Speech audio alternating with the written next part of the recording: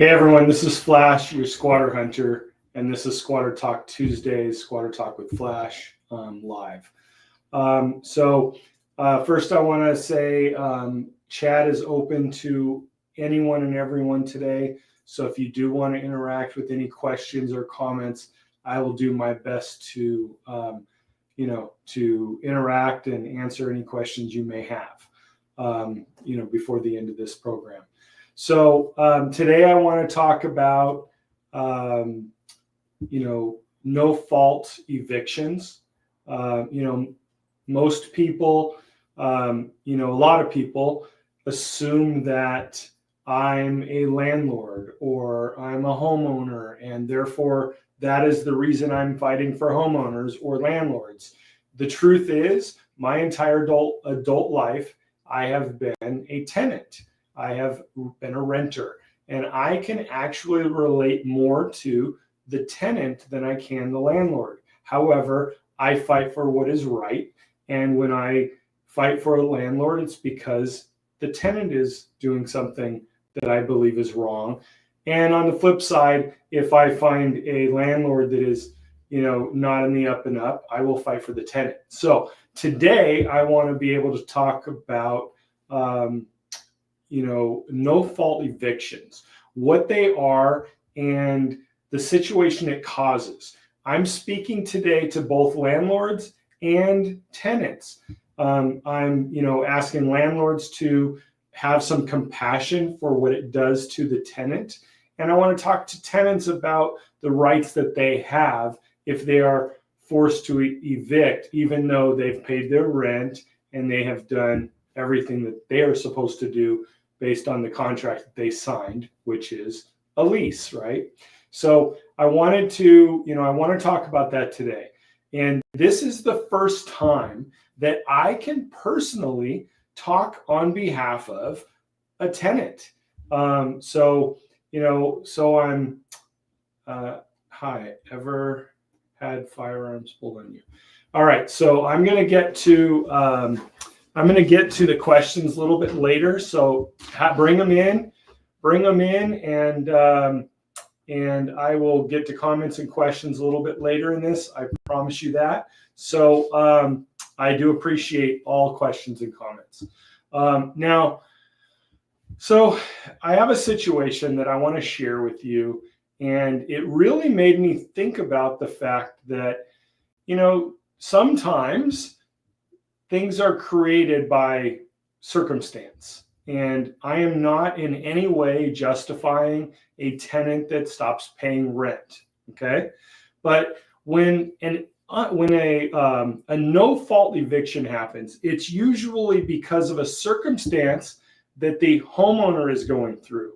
For example, in a personal situation that I can attest to, I've got a landlord that is being forced to sell. They got behind on property taxes, and due to financial reasons, they are having to sell the home.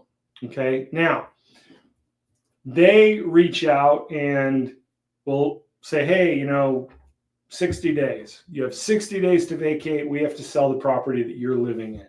Even though you paid your rent, even though you did everything that you need to do, you need to vacate. Now, I'm going to just put it personal, and I'm going to let you know. So I arrive at home one day, and there's a letter on the door. Now, it's ironic because I'm the squatter hunter, and I'm the one usually putting those letters on the door. But I get there, and there is a notice on my door that says you have 60 days to vacate due to financial reasons. The owner needs to sell. And then it says, and the way it's written, it's like they're doing me a favor. You have 60 days, and we won't raise your rent during those 60 days. You can continue to pay the same rent. Now, what happens in that situation, right? Now, most people are living check to check, month to month. Who can afford to pay the rent right, that you're currently paying, plus the rent on the first month's rent on a new property, plus the security deposit, and continue to pay the rent that you're at. Because now, in order to move, you have an overlap.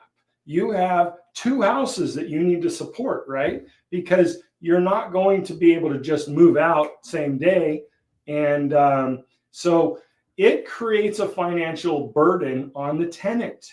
So, in some cases, and this is when I'm talking to tenants, look up your rights, look up, where you live, and look up situations, because in some areas, landlords are actually required to pay for your relocation costs. Okay.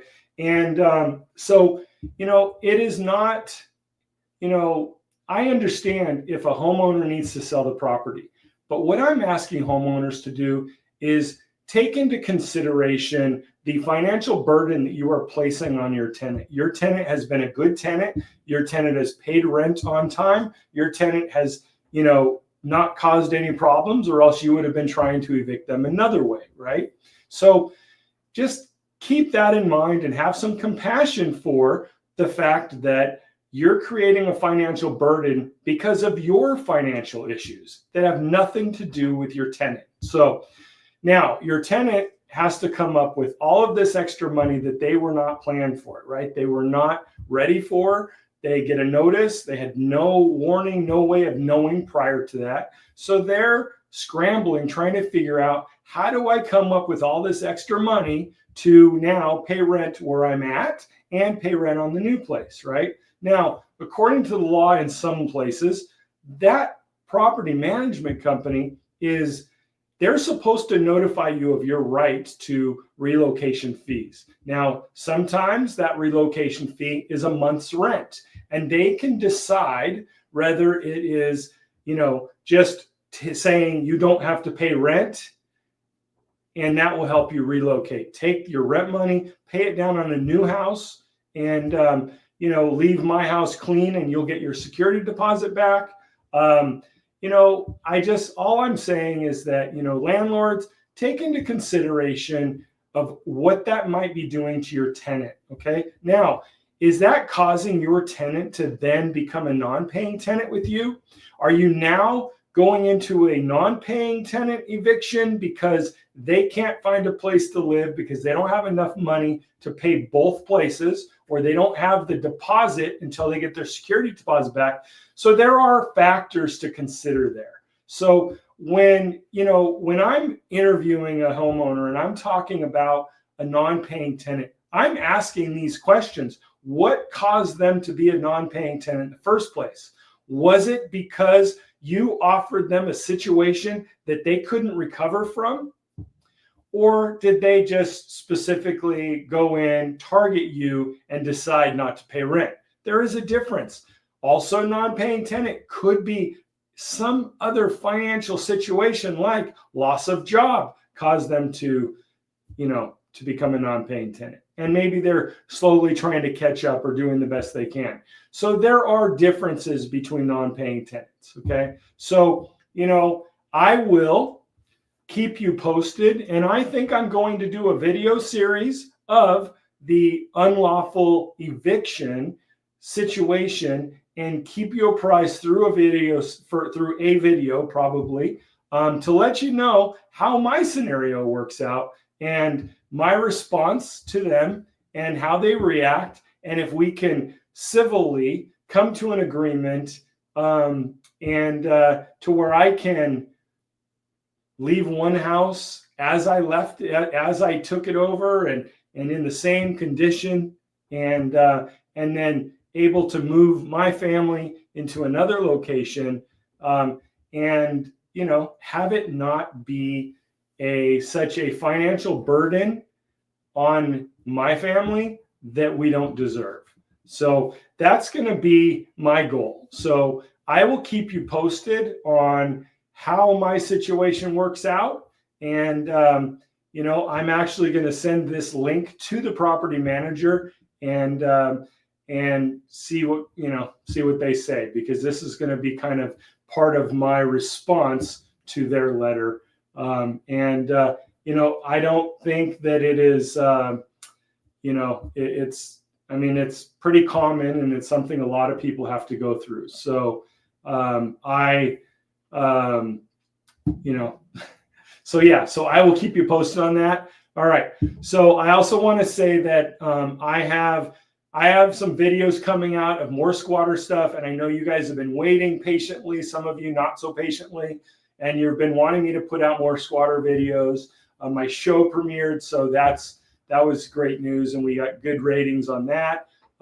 So I'm looking forward to doing more episodes with A&E and that stream on Hulu. We just got out a group of squatters in California, and I will put a video together for that. I have an upcoming video that is it is probably going to be the next viral video. It's kind of jump scare, and it's going to be one of those things where you're going to say, part of your brain is going to say, I wish I didn't see that. And then part of you're just not going to be able to stop watching it. Okay. So that is going to be coming out possibly this week, hopefully this week in the next few days. Remember, when you're a member of this channel, you get to watch the videos first ad-free. So you don't have to worry about ads in the middle of the videos and things like that. So, so I am looking forward to starting to put out videos again. And then I'm looking to have another guest with me next week. I don't know, it's kind of random. I'm hoping to have at least a couple guests on this show per month. I just had a situation recently where the homeowner was actually arrested. So I want her, I sent a message to her to, invite her to come on with me. She was arrested, and the squatter lied and said that she had weapons and was threatening. But I'm going to let her tell the whole story if she'll come on and join us. So that's hopefully coming up soon. And, so that's another reminder of why you should always be videoing your interactions with your non-paying tenants or squatters. Matter of fact, even your rent-paying tenants. Don't go to a property without some sort of video proof for all of your actions and theirs. All right. So I have a few comments and questions that I'm going to get to here. Let's see here. We have... here's one here. Hi, have you ever had firearms pulled on you? No, I have not. Knock on wood. I have not had a firearm pulled on me. We are extremely careful in trying to know who we're dealing with. And so we don't go in blind. We do surveillance. We watch. We see who all's there, how many people. I also involve law enforcement a lot to where I'm not entering the property without backup. So I have not had a situation thus far where firearms have been pulled on me. Here we go. We have renting is temporary. Yeah, I mean, for some people, renting is temporary. If their goal is to own a home, I would say renting is temporary. For me, I never looked at renting as temporary. I looked at, renting as housing. So, but yeah, sometimes renting is temporary. Let's see here. We've got, all right, let's see. You're going to read it with me. Okay. Tenants are generally the people pulling issues. I don't think anybody realizes how bad tenants can be until you have to clean up a place where a bunch of animals have been defecating on carpet. Tenants, I think that, yes, tenants are pulling issues, tenants that become non-paying tenants, tenants that abuse the lease. A lot of tenants will say, and a lot of comments that I get will blame landlords and say that landlords are the ones that are causing it, because landlords aren't taking care of issues or fixing things timely, and they're making them live in, so in, bad situations. So I agree that, yes, tenants, in my experience, tenants that become non-paying tenants, that become squatters, are generally the people pulling the issues. However, I'm not going to discount the fact that sometimes the landlord is the issue. Okay, here we go. All right, here's a good one, actually, from the same person. Here we go. Some of the landlords should give tenants first right to purchase the property. That I would absolutely suggest that if the renter loves where they are, they're established, their kids are in school, things like that. I don't see any reason why that wouldn't be an offer. In my situation, even if they offered me, I would not have been interested. I personally was thinking of that residence as temporary, but like you said earlier, so I would not have. I would have chosen not to purchase the property, but I agree that would be a good solution in a situation where a landlord is forced to sell a property. They could have approached it a little different. They could have, wrote up something and offered me a first right of refusal. Basically, that would have been nice. Here we go. We've got another person. All right. Your videos have been a big eye opener. You know what? I appreciate that. Thank you. Thank you so much for saying that. I've said many times that, what keeps me going is knowing that I'm making a difference for even one person. So if I didn't get the support that I get, I wouldn't be doing it, honestly, because that's kind of what it's all about for me, is making a difference. So if I wasn't making a difference and doing something that benefits somebody else, I'm not doing it for me. So let's see here. What's the next one? This is, all right, same as before. For some reason, I seem to see different landlords selling to third parties before even offering the property to tenants. Any thoughts on that? I think I covered that in the last one. I think I took it a step further, but I don't know why they don't offer. Maybe they assume that their tenant can't afford to purchase the house, which is not the case. Doesn't, just because you're renting doesn't mean that you can't afford to buy. So that might be an assumption that a landlord makes. And that might be why they're just reaching out, trying to sell the property before they even let you know that they're going to sell the property.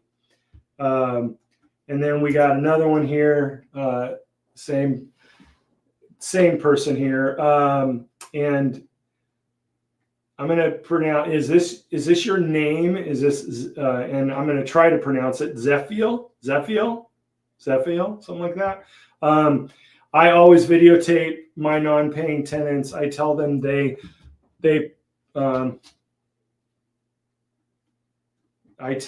put the lotion on the skin or they get the hose again. Okay. All right, let me try that again. I always videotape my non-paying tenants. I tell them they put the lotion on the skin or they get the hose again. All right. So I don't even know what to say, but that was, thanks for the laugh. All right. What was your most infuriating squatter situation? That is easy for me. It was a caregiver who, let me put this on here. That was a caregiver. There's a video titled "Crazy Squatter Caught in the Dark." She had been avoiding me. I waited in the backyard for 2 hours in the dark. I had a skunk walk by me just to try to catch this person. She was a caregiver that was abusing an 88-year-old woman. We had locked her out of the main house, boarded up her bedroom, removed her bathroom privileges, turned off her power. and she was climbing in and out of a bedroom window. So it was very clear that she was not going to go anywhere. And it took an army to get her out. She had in her brain that she was going to own the home when the elderly woman passed away. She had stolen all of the home documents and everything. And that situation took an army of, I met with attorneys, social services, law enforcement. It took an army to get that one out. So that was the most infuriating because it also involved an elderly woman. So, that was the reason why I originally started raising money to help elderly victims, was because of that case. And with the help of one of her friends, we actually did raise like $5,500 to help her. All right, so this next one, let's see, do you invest in real estate? I would suggest investing in real estate. I think that it is, it's definitely worth doing, and it's a smart investment. Definitely, I would suggest doing that. If you can afford to, that, from what I understand, is one of the best investments for you. Let's see here. We got one dumb last question. Would you invest in an Airbnb type property or an apartment complex in today's market? Let's see. Let me try that again. Would you invest in an Airbnb type property or an apartment complex in today's market? You know what? I am not in any way an expert on that. But I think that, rental housing is the way to go as long as you protect yourself. It just keeps paying, So I would say that. Then we have, okay. So earlier was, sorry, it was a bad quote from Silence of the Lambs. And okay. And then this was a response to the infuriating squatter thing. And he said, well, thanks. And I love you too. So I'm done today. Thank you. I appreciate you guys for tuning in. And thank you so much. And let's see, here we go. How do you keep cool? Some situations, videos would make me. Okay, I'm going to cover this one. How I keep cool is I have been certified in de-escalation for over 30 years. And so in situations where the average person will lose it, get angry, yell, scream, I have to be nice and stay in control so that I can control the situation, and I don't